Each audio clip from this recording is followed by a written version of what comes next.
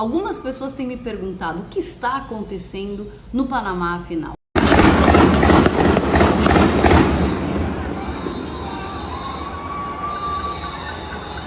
La gente corriendo, ¡corran!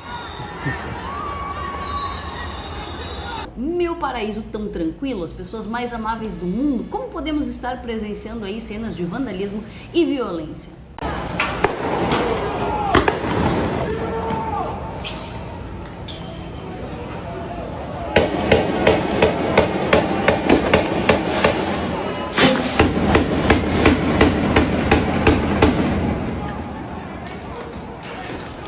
Peraí, isso não combina com o Panamá, mas então o que pode estar por trás disso tudo? É isso que nós vamos tentar descobrir nesse vídeo, então fica aqui comigo até o final que nós vamos ver o que está acontecendo no lugar mais lindo do mundo. Digan nuestros embajadores, que los embajadores de las repúblicas amigas que aquí están presentes, que digan los periodistas que aquí están presentes, qué pueblo del mundo soporta la humillación de ver una bandera enclavada en su propio corazón, que lo Sejam muito bem-vindos ao canal do Panamá, o segundo canal do Panamá mais famoso do mundo e que, diga-se de passagem, foi criado em prol aí do meu povo panamenho e da minha nação panamenha querida. Dito isso, vamos a algumas considerações. Realmente é um pouco estranho a gente presenciar aí protestos em um território tão pacífico, com gente tão boa, tão receptiva e amável, em um lugar aí que a gente sabe que é o país mais próspero da América Central e internacionalmente conhecido pela sua economia dolarizada, pelo meu xará aí, meu irmão gêmeo milionário, o outro canal do Panamá, conhecido também por ser um importante centro financeiro internacional, um paraíso fiscal, mas que agora mesmo está imerso aí em uma crise social. O que está acontecendo? Mira lo que veo. La policía. Mira, ahí está. ¿Dónde me va a colgar?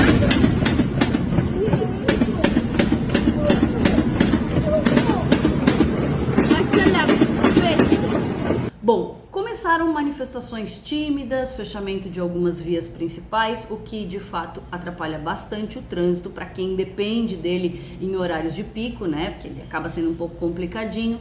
E acabou causando aí então uma convulsão pouco a pouco que avançou aí para todas as províncias e ganhou proporções relativamente significativas aí para um país tão pequeno.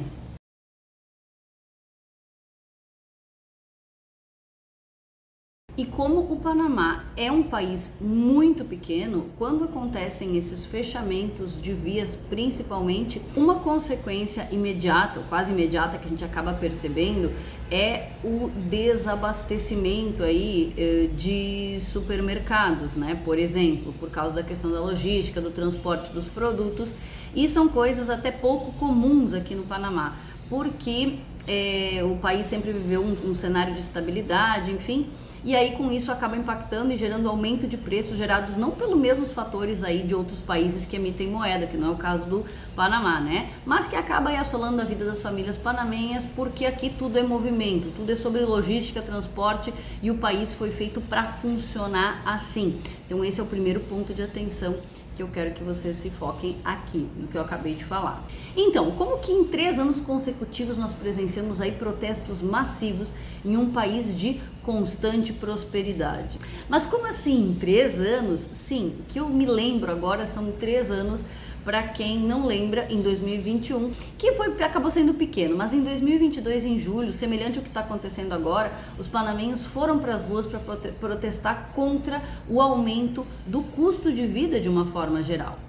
Nesse caso, o ano passado foram alguns professores que começaram a se manifestar e logo o movimento foi apoiado por sindicatos, por órgãos sociais, por, enfim, uma série de pessoas aí que sentiram esse impacto do aumento do custo de vida em combustíveis, nos alimentos, em medicamentos, né? E nesse ponto o povo panamenho começou a juntar os pontinhos e percebeu, isso aí é por causa da corrupção, cara. Genial e óbvio ao mesmo tempo. Mas nessa ocasião o governo se demonstrou aberto a diálogo, solícito e acabou fornecendo o quê? Um subsídio aí para a população. E em 2022 funcionou. Mas e aí agora? O que está acontecendo no final das contas em 2023? Aí o pessoal pensou, peraí, aquele monte de escândalo na pandemia com a compra superfaturada de equipamentos, medicamentos, Quer dizer então que sobrou dinheiro para uns e faltou para outros.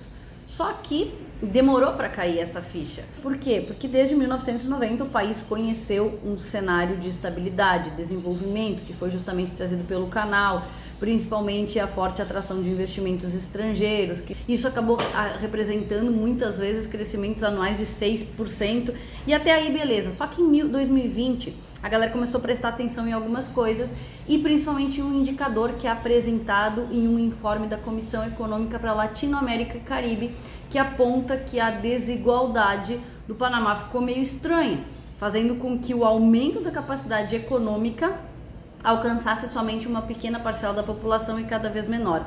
E aqui está o nosso segundo ponto de atenção. Só que sobre isso eu não vou poder falar abertamente. Deduzam vocês o que vocês acharem prudente, e se quiser falar sobre isso me chama pelo WhatsApp, porque senão o pessoal acaba me xingando. Tu fala não sei o que lá. Então me chama pelo WhatsApp que a gente fala no privado. Então, mais do que um problema econômico, agora mesmo o problema do Panamá é político. E conforme o professor da Universidade de Ciência Política, Carlos Mann, diz que os governantes parecem que dão as costas para assuntos que são de interesses do povo panamenho. E isso não só gera uma falta de confiança, como uma falta de crença nos políticos. Ou seja, as pessoas aqui acreditam que a corrupção é e sempre foi intrínseca aos governos aqui no Panamá e que não tem chance de mudar. Imagina até eles verem como vai ser a eleição. E já há algum tempo esses fatores vêm se somando, e hoje o fato é de que o país está com problemas muito sérios em seguro social, que é o nosso INSS daqui, problemas de corrupção, então, falta de transparência, falta de confiança da população no governo antes das eleições, imagina depois. Aumento dos preços, enfim, desenfreadamente, e depois da pandemia, então, centenas de negócios aí foram fechados e ferrando principalmente aí, então, o pequeno empreendedor e a classe média. E aqui, então, tá o terceiro ponto de atenção, que eu espero que até aqui já tenha dado para matar a charada de uma vez por todas. Então, os protestos deste ano começaram assim despretensiosos, né, por conta dessa renovação de um contrato de amplas concessões com a empresa que chama Minera Panamá, e que já fizeram com que o presidente viesse 2 vezes a público, porém ainda sem uma solução concreta sobre a revisão desse contrato que vai ser feito.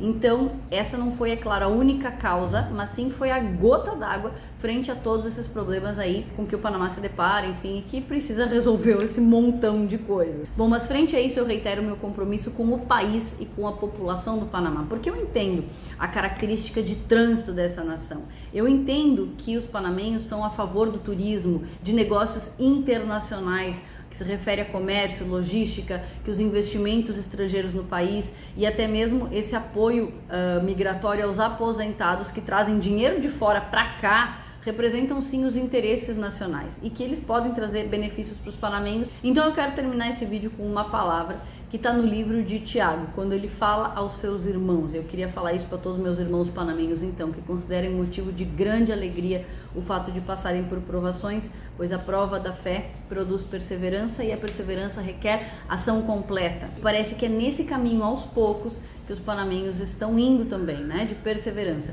Deixo aqui registrado o meu carinho, o meu respeito de quem ficou aí 60 dias como palhaço protestando no Brasil, mas que ao final das contas, ao contrário do que muita gente pensa, hoje nós temos uma força inédita. Também não se esqueça que a perseverança requer ação completa, ou seja, a gente não pode parar, a gente não pode retroceder e a gente não pode se precipitar. Tudo tem a sua hora para acontecer. Eu peço a Deus então que abençoe a nação panamenha e que me permita estar aqui até o fim.